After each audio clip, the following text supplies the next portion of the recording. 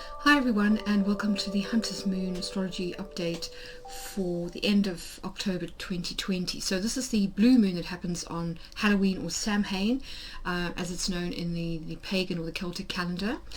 So this is a very interesting full moon for a lot of reasons.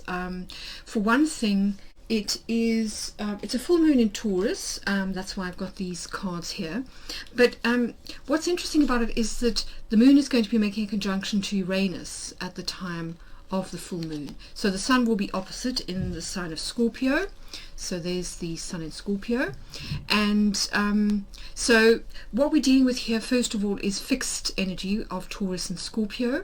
Now, it's very likely that this full moon is going to hark back to the two new moons, the new moon and the full moon that we had in Taurus and Scorpio back in April and May. So we had a new moon in Taurus in April, and then towards the beginning of May, we had a full moon in Scorpio. So you may want to think back to those two periods to see whether there's any developments of situations that either began then or where there was sort of further developments, further sort of cycle changes or phases. So that's just the first thing to say. So the second is Uranus. Now, Uranus has been touring through Taurus, I think, from about May of 2018. But anyway, it's been moving through Taurus very slowly, and as it has, we've seen a revolution in people's food choices.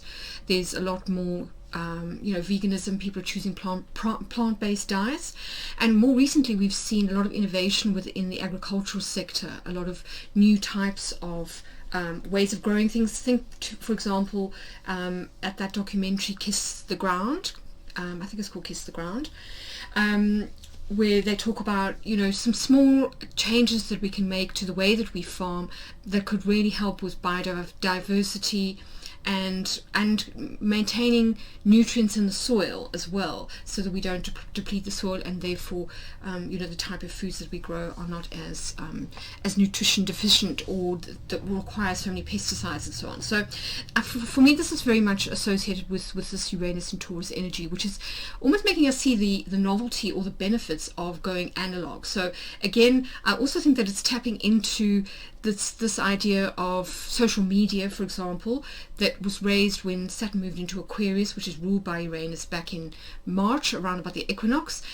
Saturn will return to Aquarius in December when it makes that fabulous conjunction to Jupiter. So those themes are likely to return, and that particular Saturn-Pluto conjunction starts a brand new 20-year cycle. So for me, this is very much about where we're going to start to an emphasis on humane technology, and of course that's something that Tristan Harris and Yuval Harari have been talking about for quite some time.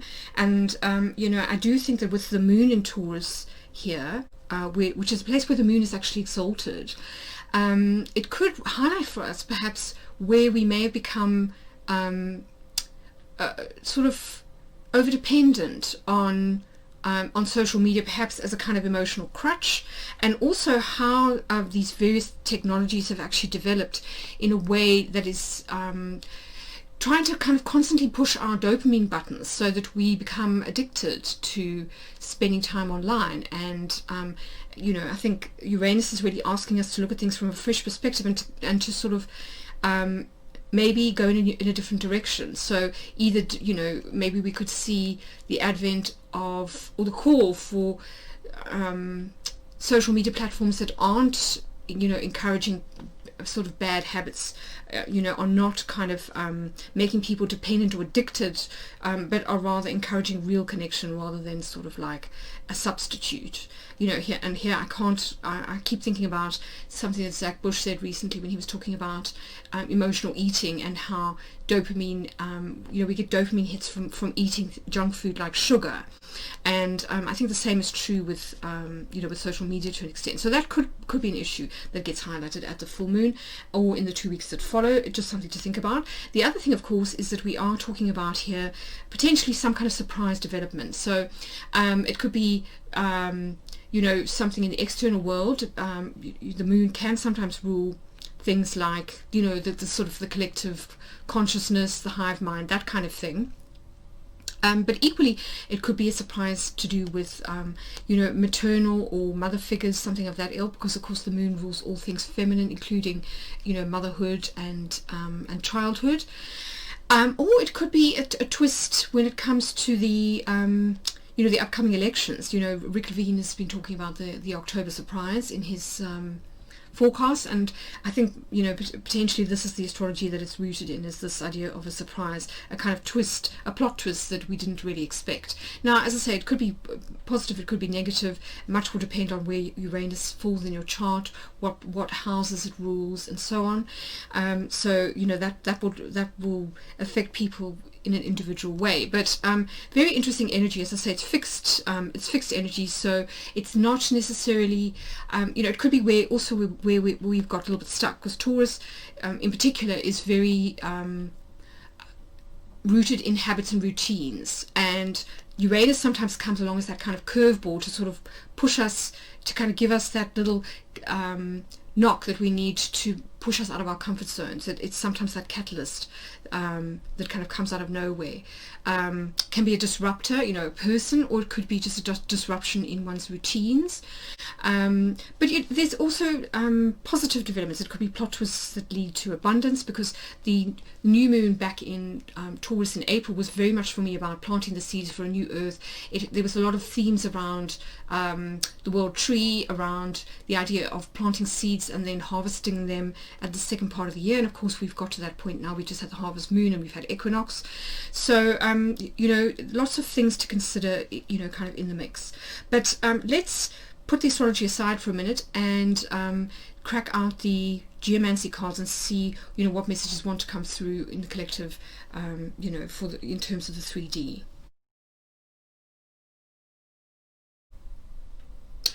Okay guys, so welcome back. I've now put the cards in the correct positions. This is going to be Taurus, this is going to be Scorpio, the sun and the moon across the line of the horizon. I've had a piece of quartz sitting on the Geomancy card, so let's get shuffling.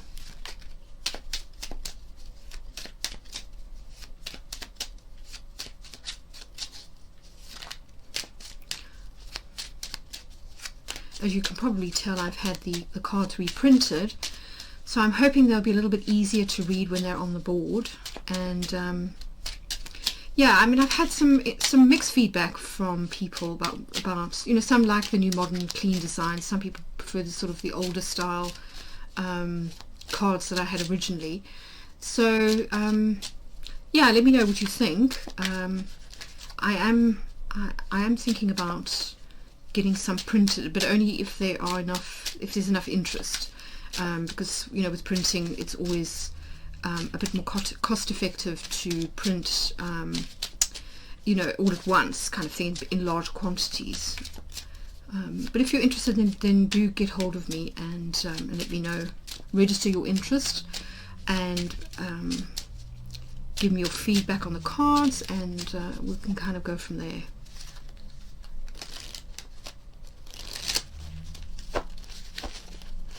But I like this poker size. I've got quite small hands, so I find the tarot cards sometimes a little bit too clumsy to handle. These are just right, and they also still fit on my silk casting cloth. Not so much the satin one, but the silk one.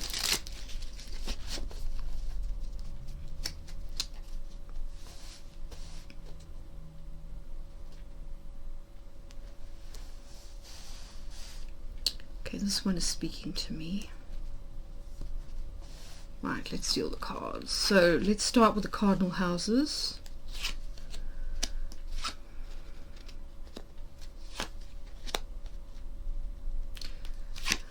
That was the most important. Next is the succedent. Generally speaking, in astrology, the cardinal houses are considered to be the strongest, followed by the succedent and then the cadent. And you'll tend to see that in terms of the sort of meanings given to the houses as well. Okay, and then let's have a left witness, a right witness, and a judge. And of course I will clarify with trinkets at the end. Alright, let's start with the moon. Interesting. So I'm going to turn this over as well. How fascinating. So this is really talking about connections of all kinds. Here in the position of the moon in Taurus, we've got conjunctio, and this is Mercury in Virgo energy. So it's where Mercury is actually exalted, and this is about, I would say, the sort of need for connection that we all have, interpersonal connection. For relationship. Conjunctio is literally marriage, or this sort of coming together, the union of opposites, or of a pair. And so for me, this is talking about one-to-one relationships being highlighted, at this Uranus full moon. And if we think about it, the Uranus, the Taurus new moon back in April I think it came within a couple of weeks of the pink supermoon, and we've just had the new moon in Libra, which to me was the sort of mirror image of that particular full moon, that supermoon that we had back in April. So this could well be alluding to developments, that are sort of a continuation of themes that were started at this Libra new moon, mid-October. And then here in the 7th house, which is usually one-to-one relationships, so this for me is highlighting one-to-one relationships. It's an earth sign. Note that this isn't the earth element, and it's also for me pointing to Venus in Virgo at the moment. This is Mercury in Virgo, but Venus and Mercury are they're both quite close to each other in terms of their movements at the moment, and so and I think that the Sun will actually make a conjunction to Mercury within a few days of this full moon, possibly just before. So Mercury and Venus moving together, and so I think that here it's kind of highlighting helpfulness, service, but also a need to be a little bit self-contained sometimes, not sort of like overly dependent, emotionally dependent on others, for that dopamine fix that we were talking about in astrology, but wanting to come together with others in a way that feels healthy and that feels balanced. And then here we've got populace. So this is the water element. It's the moon in Cancer, and this is almost a different kind of way of connecting. So this is more about group connections. So I do really feel that in a way we are kind of talking about relationship, the need for relationship, and possibly that we get this fulfilled at the moment, particularly when we are restricted from socializing in person on so many levels, that we're kind of having to get that fixed through social media, through group types of platforms, group activities. And again, gathering in large groups has been largely prohibited in many countries where COVID levels are rising again. So yes, very interesting themes I think being raised here. Also, this can be about the collective, so it can be about community, affairs, agreements, contracts. It could be the social contract. That's something I talk a lot about in that Saturn in Aquarius video that I did just after the equinox. So you might want to go back and have a look at that, because I talked quite a lot in there about how I feel the social media is going to change once Saturn moves into Aquarius, and the disconnection epidemic. So it could well be pointing to that as well. Let's see what's going on in the 4th house. Oh wow, so we've got the moon in Cancer again, so again very lunar energy, and very fitting for the 4th house, which is all about family and home. So Via is about, it's again water, so just like populace, these are both water elements, and in fact Scorpio is a water sign too, so interesting. This is the moon's natural kind of habitat, is the realm of emotions, water. And here in Via we've got a sense of movement, momentum, shifts, a need to sort of either move home, so it could be that some people are moving home, relocating, thinking about relocating. Perhaps they've kind of realized over the last few months that they're not really happy in the town or the country where they live. Perhaps they feel that in order to have a better life and for themselves and their family, then they need to relocate, possibly immigrate. So that could be why we've got fear here in this fourth house. Of course, we are coming up for the holiday season, the Christmas holiday season, so it may also be that there are discussions going on here about family traveling to see family over Christmas and whether that's possible, etc., etc. Then in the 10th house, fascinating. So another earth sign here, we've got Venus in Taurus, so emphasizing actually the moon in Taurus here, as well as Venus. So as I say, I do feel these two things are connected. So Amicia, again, I think it came up in the reading that we did for the equinox moon, and for me Amicia is very much about the sort of transience of kind of the material realm of human life here in the 3D. And also of the fact that nothing stays the same. So, 2020 hasn't been the easiest year. A lot of people have felt quite stuck, whether it comes to their emotions, whether it comes to being able to travel or move around freely, or whether it comes to their relationships. And I think this is just reminding us in the midheaven position that everything changes. So, even though things might not look so great right now in some places, that won't last forever, that everything has its season and everything kind of shifts all the time. And in fact, that is kind of the Greek underpinning the philosophy of the four elements, that they actually they shift from one element into another, and that's what causes the season. So I think it's just reminding us that although we think, because of our five senses, that the material world is quite solid and unchangeable, the opposite is actually true. Think about the cycles of nature. So if you are having a bit of a difficult time right now, a bit of a tough time, just know that won't last. I think that's a good way to read that particular energy. And also, there's also, I think, here a sense of loss, which came up in that last, Aries full moon reading too. So again, I think there's a sense of grieving for the past, of what's lost, what had to go.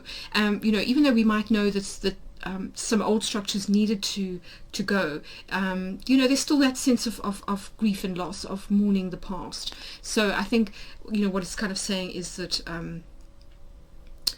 that process is necessary. There needs to be a kind of a sweeping out of the old in order for the new to come in. And interesting that we've got Uranus in Taurus figuring into this particular full moon, because Uranus is all about change and in with the new. It's very much about innovation and newer types of technology and humanitarian types of movements. So even though certain structures have slowly been crumbling since that Saturn-Pluto conjunction back in January, these need to crumble in order to make way for the new structures that are going to be rising up in their place. So something to bear in mind.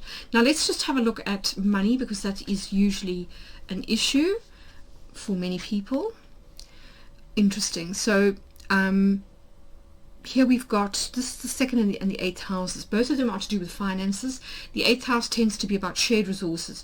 Often it's with one other person, so somebody we either are married to or have a business partnership with, or it could also be someone that we have a contractual arrangement with, through things like last will and testament, or a loan agreement with a bank, that kind of thing.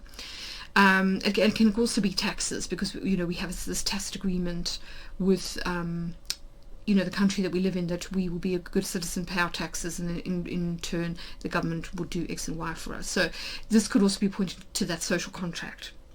Now Capricornus here is about a fresh cycle, a new cycle starting, and this is what I'm feeling, is that we're kind of making way, certainly on a kind of macroeconomic level. We're seeing the old systems starting to kind of crumble. They're not really fit for purpose anymore. A lot of people have been talking about, we can't print money endlessly. We can't sort of do quantitative easing forever. We're going to move into sort of negative interest rates any day now. And so that whole kind of system is really, I think, starting to sort of fall away, and there's the need for a new system to come in. So I do really feel as though, things like digital currencies, things like Bitcoin and other new digital currencies that are sort of coming up are on the rise, and that this is that Uranian energy and technology that I was talking about. I do feel as though we're moving into a new economic era, in the near future. So I think if that doesn't sort of resonate with you, it could well just be that you are looking for new sources of income. Possibly you are thinking about changing jobs or careers, and this will mean a shift in where you sort of earn your money from. But to me, a fresh cycle it's a good sign. That it's not just the end of one thing but the beginning of something else. So fresh karmic cycles, new things starting when it comes to money. So that's good news. And I think here with Via we're talking about shifts. So this may be shifts to do with family owned property, for example. It could have something to do with wills and inheritances. So there are kind of shifts happening here. There is movement when it comes to those matters. Right, let's have a look next at these two. So we've got Fortuna Major here and Tristia. So third house is about communication. It can also be about forms of transport. It can be the telecommunications infrastructure itself, whether it's the post office or whether it is the technology that we use to make the internet work. It can be vehicles, it can be commuting. It can also be about those people that we encounter on an everyday basis within our local environment, as well as close relatives. So we're talking here more about siblings and cousins. Now, we've got Fortuna Major in this third house, and that's fantastic. It's really, really positive. Fortuna Major is the Sun in Leo, so it's very similar to the Sun card in the tarot deck. Very auspicious, favorable energy, very upbeat, very optimistic. So if things feel a little bit kind of dark and broody at the moment, given that we're in Scorpio season and of course Mercury is still retrograde, just know that there are better times coming. I think this is what we're being told here. So even though things we might be focused on loss in the immediate future, I think what's coming in its place is something a lot better. And so I think this is telling us this fire. This is fire, actually. These two are both fire, the fire element. So I think they are telling us that better days are coming, and that we need to try and maintain a sense of optimism that things can improve, and that things will get better. Generally there will be life after COVID-19. So I think that's the message here, is just to sort of try to maintain a positive outlook, and also when it comes to communications, trying to sort of to remain as sort of optimistic as possible, especially given that social media can really affect the the sort of collective mindset quite easily. And if people are just dumping a lot of their if they're kind of doing unconscious or subconscious dumping of emotions into that space, it can potentially affect other people too. So I think just being mindful and trying to stay as positive and as kind of optimistic as possible. And then Tristia here is almost the opposite energy. This is air energy, and this is Saturn in Aquarius. So two levels here. First of all, Tristia by itself is about sorrow or loss, what we're kind of mourning. So this is about kind of emotional mourning, and I think this has a lot to do with this Venus in Taurus energy, this amiss here that we're talking about here. So a kind of a mourning of the past. And I think this is particularly true of things like the entertainment industry, the travel and tourism industry. These are both areas that have been hit quite hard. So I think that's what this geomantic figure is about. And of course, schooling has been difficult in a lot of places. Kids have been out of school for a long time, or parents are reluctant to put their kids back into school. And holidays have been disrupted too. And we all need a break every now and again, So I think it's just pointing to all those issues, the need for a break, the need for a bit of fun and lightheartedness in our lives at the moment, just to sort of keep us going, through to power through. Sometimes we just need to sort of recharge our batteries. So I think we're being encouraged at this full moon to take some time out and to recharge our batteries where possible, and however possible, just to sort of maintain a certain level of momentum going forward. And then work and employment, how interesting. Put Draconis again. So really pointing, I think, to new types of technologies, industries, and then jobs coming in. So for me, I keep thinking about the sort of the green, green technology. I think, you know, particularly since that movie that we had back in, when was it, March or April, Planet of the Humans, that really kind of drew our attention to the fact that our technologies need to sort of be updated. I think there's been quite a lot of innovation happening. I mean, certainly Battery Day this year, you know, with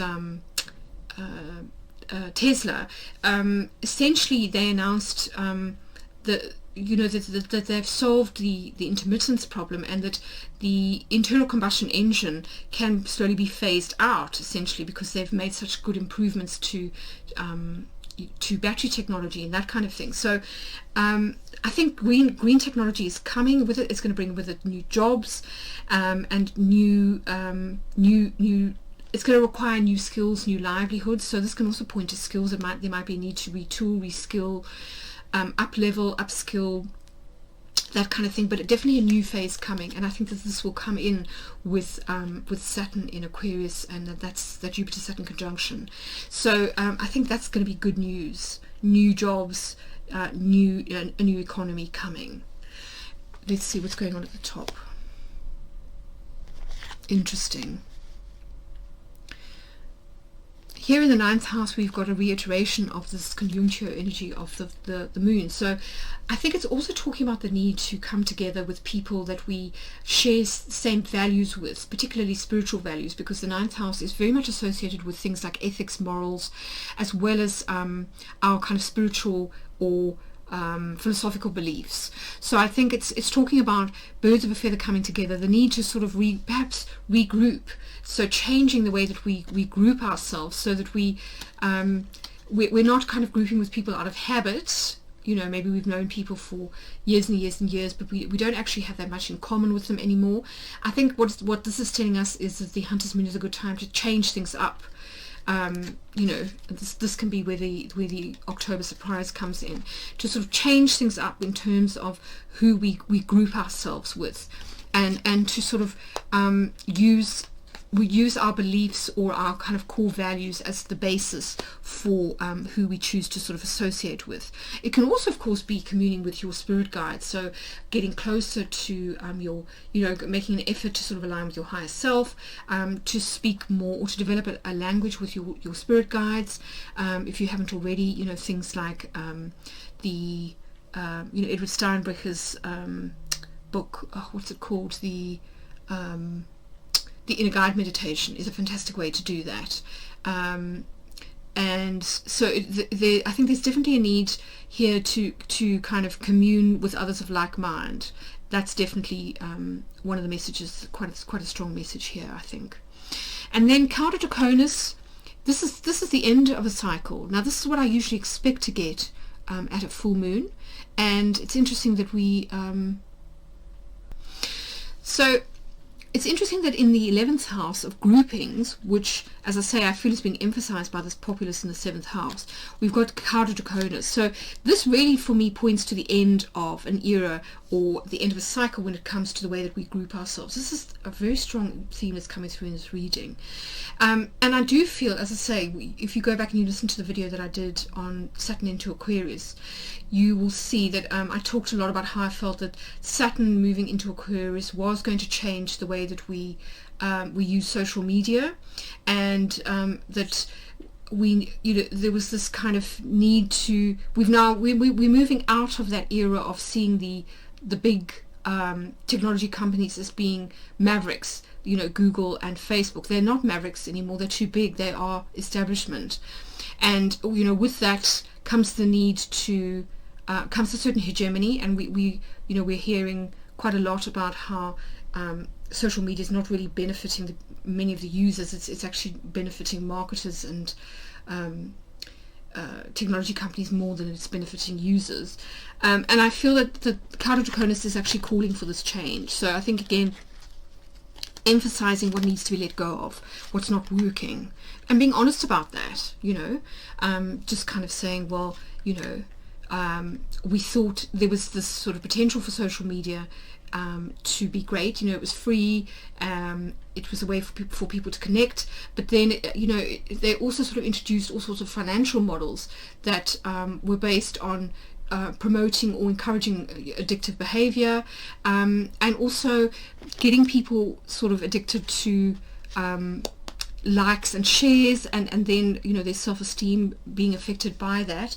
And, you know, I think there's also been a lot of people think that people, you know, that social media success stories are always organic, but a lot of the time they're not. They're actually artificially created through buying likes, shares, subscribes, that kind of thing, or by deliberately sort of creating controversy in order to sort of get airtime and that kind of thing. And I think people are starting to realize that, and they're getting a little bit tired of it, and I've noticed a lot of people pulling back from social media in the last few months, particularly when it gets toxic, you know, around things like social polarization, particularly around politics, around you know, other sort of social topics where people get vilified for expressing an opinion that isn't necessarily, you know, sort of 100% aligned with moral outrage, because of course moral outrage is another way of generating sort of more traffic and more likes and more,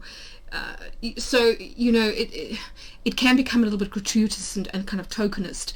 So I think, again, this is just pointing to the end of Saturn coming to the end of its time in Capricorn and finally moving into Aquarius, and not going back into Saturn. So in other words, we've had these last few months since, I think, around about May or June, when Saturn went retrograde, and it moved back into Capricorn briefly. Since those eclipses, we've had this eclipse period in which to work through those issues and to really sort of like resolve and then let go of that particular way of doing things. And once Saturn moves into Aquarius more fully, and it won't return to Capricorn, is what I'm saying. So the traditional ways of doing things, that's it. Like that, we need to close those out. And I think that's what Draconis is talking about here. Now, it could also be that you found that by reassessing your values, that you realize that you don't resonate with certain people anymore. So in which case, Draconis is about letting go of friendships or social connections that aren't really with people that aren't aligned with your particular values. And, you know, a lot of people have done a lot of introspection over the last few months and have realized certain things about how they've changed. So, you know, I think that's just a natural organic extension of that process. And of course, the full moon is a great time to let go or release anything that's no longer serving us. Interesting. So after everything is said and done, we've got Puer here in the 12th house. So fire energy again, which is like these two cards here. And this is, I think at basis, we've had Mars kind of champing at the bit for the last few months, wanting to sort of make progress, but it's been retrograde since sort of end of August. And so I think this is pointing to this kind of subconscious desire to sort of push forward for things to sort of hurry up and change already. This impatience, this frustration of the 12th house, which is all about the psyche, the subconscious. So subconsciously, you know, we want to change. We see the need for change, but there's almost a sense of hurry up already. We don't necessarily want to go through this process of kind of loss or grief. We just want it to be over, you know, as painlessly as possible. And I just think that, you know, Mars being retrograde, the emphasis this month, and this is something I covered in my last my new moon forecast, at the moment the energy that's being favored is more Venus and not Mars.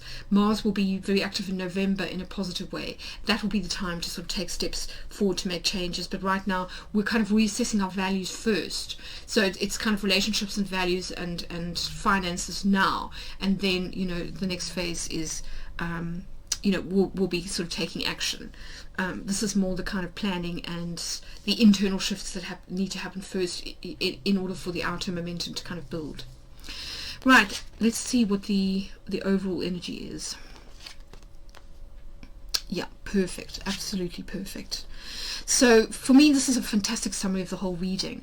This is what we're moving away from, is this Tristia energy. So this is kind of letting go of the past, of mourning the past, but of realizing where it's not served us, you know, how we've, you know, the old ways of doing things have messed up the environment.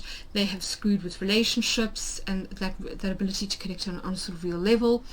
And so there's this real moving away from the sort of the loss and the sorrow of 2020 towards something better, and I feel this is the start of the new era that's happening with that Jupiter-Saturn conjunction in December. So Fortuna Major being emphasized here. So in other words, really just saying, you know, don't despair. Have a heart. You know, keep your keep heart and chin up, basically, because better times are definitely coming. This is, for me, is kind of like almost past, present, future. So this is what we're moving away from, is kind of loss, sorrow, and feelings of, you know, things not having worked out, and moving towards an energy that's very upbeat, that's very expansive, that's happy, successful, that's, you know, where people feel as though things are on the up again.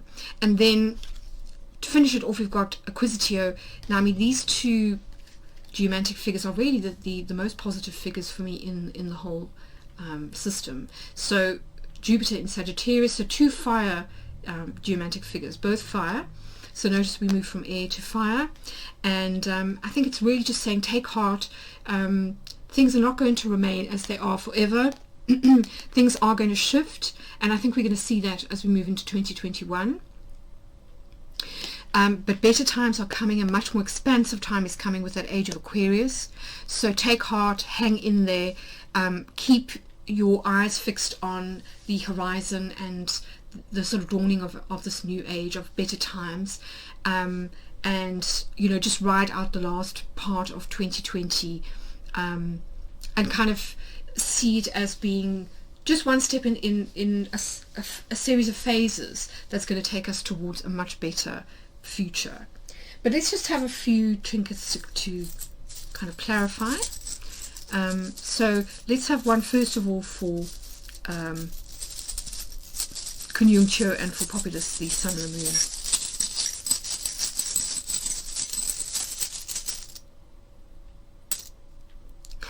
How fascinating.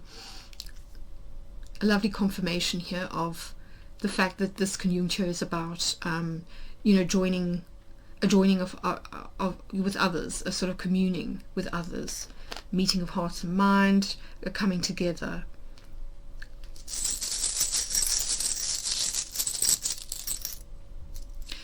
Yes, and again, the birds here, I think, pointing to this, what I was saying about communication through things like social media platforms and Zoom and so on.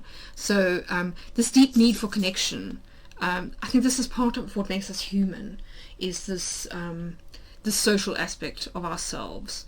And I think that is what is going to be highlighted for us at this Hunter's Moon, definitely. I mean, this is communication with others. You can see the two owls with a heart on the same branch, and notice they're on the same level. So I think it's also really emphasizing this idea of birds of a feather flocking together, you know, of kind of joining with those of like mind, of similar resonance, forming new relationships and strengthening old bonds.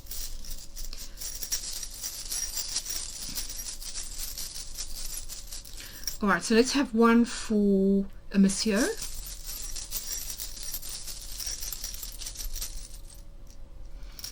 Interesting. So here we've got the opposite energy, the Tower. And the Tower for me here is not really like the Tower in the Tarot. It's more about isolation. So, you know, again, I think sometimes our kind of knee-jerk response when things are tough is to pull back, to kind of isolate ourselves. And again, I think that has been one of the features of Saturn in Capricorn. It's quite sort of stoic energy. So Capricorn doesn't really tend to express their emotions. Neither does Saturn. Saturn's quite inhibited. And I think what's happened, you know, as a result of social media is, to an extent, people have kind of felt like, ooh, you know, it's not popular. I don't get as many likes when I put something negative up. You know, so there's this tendency towards what I call sometimes artificial positivity. toxic positivity sometimes, and that can have the opposite effect of making people feel alienated, actually, because that's not resonating with how they actually feel. So I think that here it's talking about the processing these feelings of loss, and that sometimes we kind of feel like, you know, laugh and the world laughs with you, cry and you cry alone. So there's this kind of feeling of isolation from others, you know, when times are kind of tough. Right, let's have one for these Capricornus. So let's find out what, first of all, let's find out what's leaving. Let's clarify that counter-Capricornus. Interesting, yes. So here we've got the bear, and the bear for me can be somebody who's like a boss, or somebody who is an entrepreneur, somebody who's very successful. And for me, this is very much about the tech giants. So I think a real need to to rethink the sort of role of technology and certain responsibilities that come with it. And I think this is something that's particularly being highlighted during the election.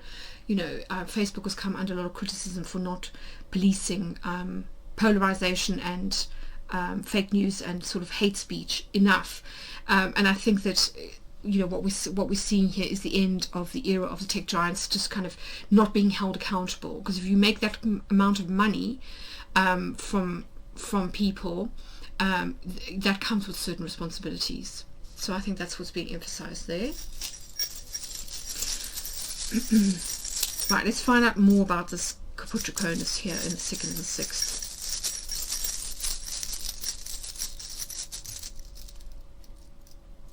Interesting. So the cross for me is twofold. First of all, it's about beliefs, but secondly, it's also about suffering. You know, the kind of cross that we carry. So I think what it's saying is that we're and also I think here karmic contracts, so certain things that we can't escape. So I think we're talking here about new karmic contracts, and also sort of certain let's just have another one. I'd just sort of clarify.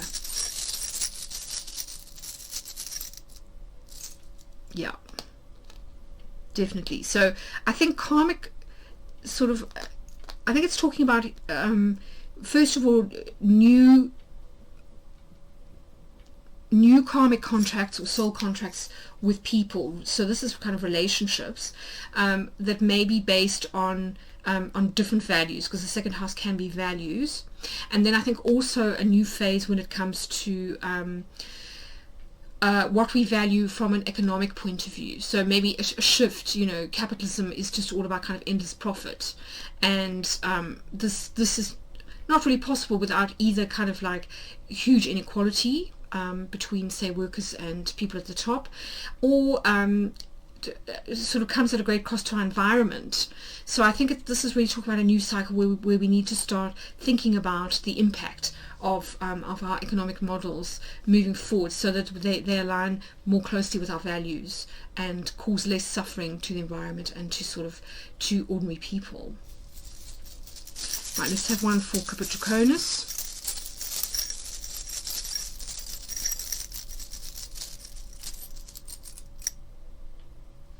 Lovely.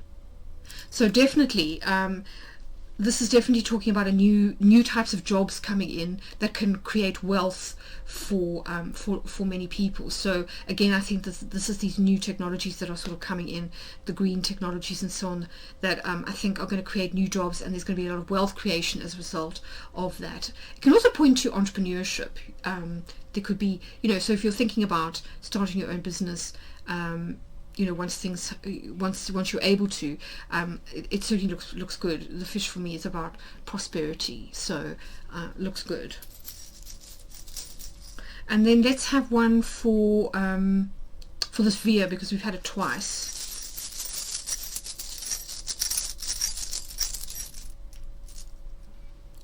Right, so definitely I think this is talking about both written communication, so say letters, written communication with family members, perhaps people that live at a distance from us, or it could be about contracts with family members. So say, for example, you know, a will, a testament, a marriage contract.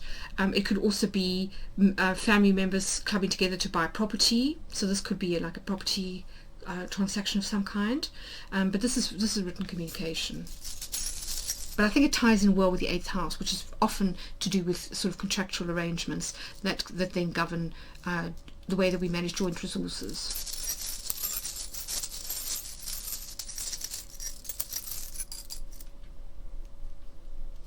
Nice. So for this Via, we've got the bouquet. So this is about nice gestures. It's about unexpected surprises almost, you know. So again, maybe you inherit something from a, you know, like a distant aunt that you're quite surprised about, but it's a welcome sort of gift. Or maybe you kind of team up with somebody else to create a new business, and it really, you know, it looks really, really positive. All right, so I think let's just finish off with one trick at each here for the main cards. Yeah, so definitely moving away from this sad, difficult energy. It has been a difficult year, but we are almost at the end. And I think that's what this is trying to remind us. Yes. So definitely keep the faith, keep your eye, not necessarily on the heavens, but just, I think it's just saying keep your eyes fixed on light at the end of the tunnel, that there is light at the end of the tunnel, and just keep the faith. Okay, so let's have one for Acquisiteur at the top, just to finish off.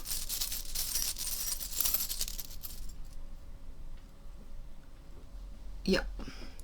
Interesting. So the garden, which again I think is alluding to that that metaphor that came to the fore with the new moon in Taurus back in April, which was all about the great tree. I don't know if you remember the Splendor Solis image that I showed in my video. You might want to go back and have a watch, but I really felt as though that was the metaphor that was coming through quite strongly, this idea of the tree of life, and that of course has been continued. It came up again you know, later on when we got to the Lionsgate portal, and there was some interesting overlaps between what I was saying and what was coming through in my readings, and then the work of Matthias de Stefano, which I found absolutely fascinating. So I think pointing to the idea of things, this being about gain and success and celebrations in the public domain. Let's just have one more. And also about harvest, you know, all those themes that came out at the equinox full moon, that Aries full moon at the beginning of January. Fascinating. So I think also pointing to again coming together with others in a way, in a communal way, which brings soulmates together. So people who, it's kind of a regrouping to be with your soul tribe. That's what I kind of feel this is, because the dog can be about friendship, but it can also be about soulmates, people who are devoted to us and vice versa. And given that we've got the garden here, which in the Lenormand system is about places where we meet in public, so you know, a garden is obviously one of them. It's so social media. So I do really feel as though what it's saying is that we're moving out of this old cycle of addiction to our cell phones, and to getting likes and shares, you know, having our self-esteem decimated, you know, all that kind of stuff. We're moving into a new era with the Saturn moving into Aquarius, so a real emphasis on a shift happening in technology, which is not only going to bring in new jobs and potentially a new economy, but I think is also going to bring in a new way of grouping or socializing with others, and then also the ability to align, because don't forget we've got this heart here, this ability to align with people of more like mind, who share similar values or beliefs with us, and who are resonating at a frequency that is similar to us. So more of a kind of an aligning with soul tribe. And again, I think this is pointing to this Uranus. You know, Uranus is very much about this kind of it's the revolutionary, but it's collective sort of revolution. So it's a coming together with others, a grouping with others of like mind to make changes. So I think it's kind of pointing to the power of the individual when they come together with other people that they share certain values or goals or beliefs with, and the power of individuals to actually make a difference in society, to actually change society for the better. You know, one sort of social connection at a time, or one sort of decision at a time. And again, I think what's also being emphasized is that this is a process that is both external but also internal. It's a spiritual process, but it's also a social process, which is why we've got these very similar types of symbols coming out in the 7th and the 11th houses. So an absolutely fascinating reading. I do recommend going back and watching my Saturn in Aquarius video if you haven't already. I will link it at the end of this video, but I hope you've enjoyed this and that you have got some value out of it. I hope you've also enjoyed the improved sound with my new microphone, but wishing you all the very best for the upcoming waning moon cycle for the next 2 weeks, and I'll see you again for my next new moon forecast.